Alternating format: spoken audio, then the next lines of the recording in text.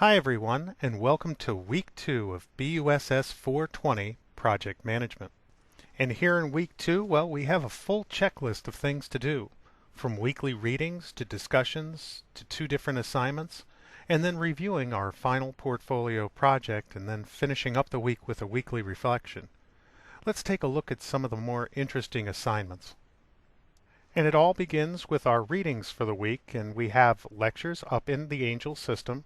In addition, Chapters 3, Project Selection and Portfolio Management, and Chapter 4, Leadership and Project Management from our textbook. Let's dive into Chapter 3 and examine what is the project selection process. And to illustrate that, let's take a real-life example of something that we have to do by a particular date, taken from, well, a to-do list that I keep around the house of all those things that I need to do. Now, when we create a model for project selection, we have to keep some things in mind.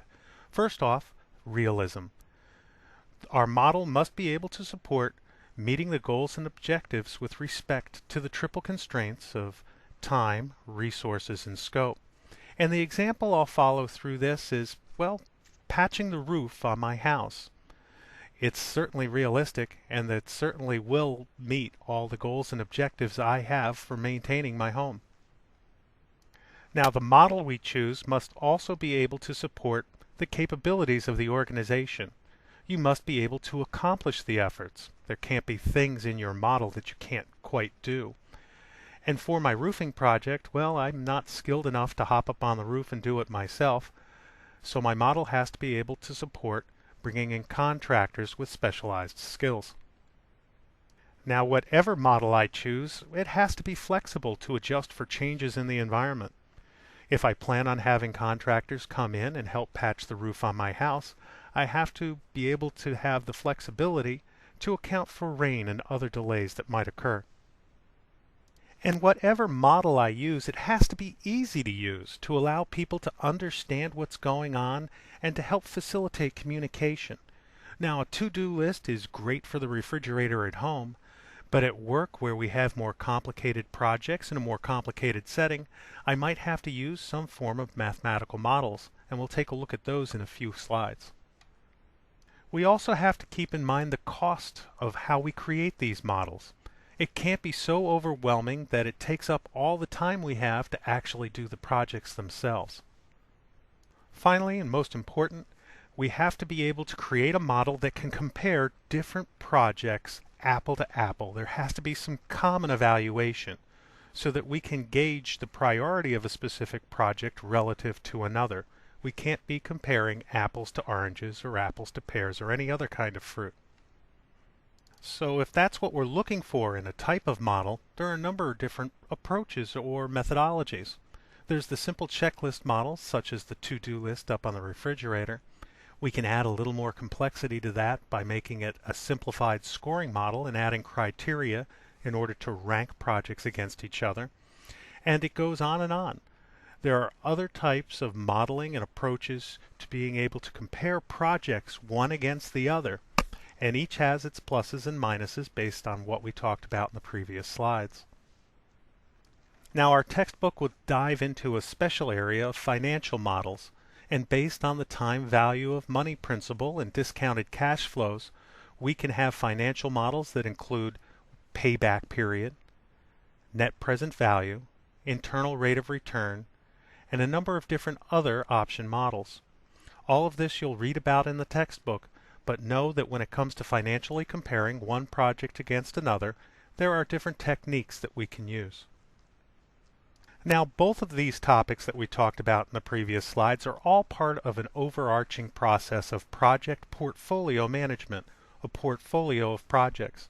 And this is the systematic process of selecting, supporting, and managing a collection of projects. Now, portfolio management requires decision-making, prioritization, review based on those models, alignment with corporate goals that are ever changing, and then reprioritization. Let's take a look at the next chapter of our textbook, where the author compares project managers versus project leaders, and here's an interesting table where we compare managers versus leaders side by side. And that first row is very telling. A manager is very focused on plans and budgets, where leaders are focused on establishing vision and direction. Now, to be effective as a project manager, you'll need to master both roles. A project manager will spend a lot of their day, dealing with project problems. And one of those problems are that projects are underfunded for a variety of reasons, whether it's vague goals, no sponsors, requirements understated, insufficient funds, distrust between managers. There's all sorts of root causes, and it's the project manager that has to go out and address all of these. Some good traits of a project manager. A number of studies on effective project leadership reveal common themes. Project managers are good communicators. They're flexible and can deal with ambiguity. They work well with project teams, and they're skilled at various influencing tactics. All of these help when addressing those problems on the previous slide. So we'll take our readings and hop right into discussion where we'll review both topics, both leader versus manager and project prioritization models. And it asks, in your own words, describe the differences between a leader and a manager as illustrated in the table we reviewed a few slides ago. How would each role benefit in a project-driven organization? And the second part is to discuss project prioritization models and the concept of emotional intelligence as a leadership trait. How you would be able to use these types of tools, the tools that come with emotional intelligence, in your current work environment. Now, after discussion, you can dive into the problem exercises. These are due on day 7, which is Saturday by midnight Eastern Time, and please post your response as an attachment to the Dropbox. And answer the following questions, and there's 3 of them. You'll first construct a simple checklist evaluating 2 competing projects. In the second question, we'll do the same activity, but we'll evaluate 4 competing projects. And then for the third part, we'll extend that simple checklist into a scoring model, and that'll be based on number 2. Now we have some interesting case studies this week, and the case studies, they're due on day 7, which is Saturday by midnight Eastern Time, and please post your APA formatted document to the Dropbox. Now the first case study is in search of effective project managers, and what you have to do for this is to imagine yourself as an HR professional pursuing a project manager. Design a job description for that position. Please don't simply copy and paste from monster.com or CareerBuilder, but actually use some of the work that we've studied in the textbook and here in this video in order to create that job description. And part of that should be what qualities and personal characteristics support a higher likelihood of success for a project manager, and what quality and personal characteristics would make it difficult to be a successful project manager. Now our second case study for the week actually puts you in a role play, the problems with John. And here you're presented with a troubled employee, and as a team leader, you have to weigh the pros and cons of different options and prepare a presentation to management. What would you suggest? Consider each of the options and develop an argument to defend your position for each option. And what specific leadership behaviors are most relevant to addressing and resolving these problems with John.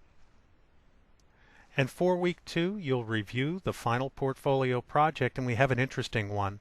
We'll put you in the role of a project manager building a thrill ride down in Walt Disney World, Expedition Everest. Now there's a separate video and written instructions and rubrics all up in our Angel Classroom, so please review all those and post any questions you might have up to the appropriate forum.